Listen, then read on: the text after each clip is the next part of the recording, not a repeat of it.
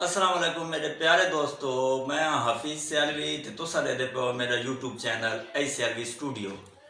आज तो सोचे रहे पे सो पता नहीं सराइकी ज़बान किए शुरू थी गए। मेरी मादरी ज़बान सराइकी है। मैं मी अली दा रहने वाला तो इस वजह तो मेरी ओरिजिनल ज़बान सराइकी है। इस वजह तो मैं सराइकी बोलता पाया। अज मैं सिर्फ तुहानू ईद मुबारक करने का हाज़िर थी हाँ। मेरी तरफों तुहानू तुहाडे सारे घर वालों तुहाडे सारे दोस्तों बहुत बहुत बहुत बहुत बहुत ईद मुबारक।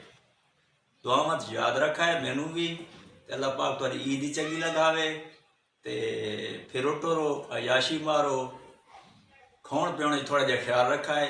अज डॉक्टर ही कौन उसने बाद चीज़ें 9 बजे वत परेशानी बड़ा मारो, डॉक्टर तुहानू लभना नहीं। तो लिहाजा अपनी सेहत का ख्याल रखना है ईद के नाल ते गर्मी का ख्याल रखना है सारे को। मीह भी अज माशाअल्लाह मौसम चंगा थी गया है। सोहनी ठंडी हवा गुली खली है तो बदल ही आए खले। तो तुहारे को पता नहीं के जा मौसम है। कॉमेंट्स के लाजमी रहा है कि तुहारी ईद किंजे पई लंघदी है, सोहनी लंघदी पई है तो किंजे लंघदी पई है तो मौसम के जाए।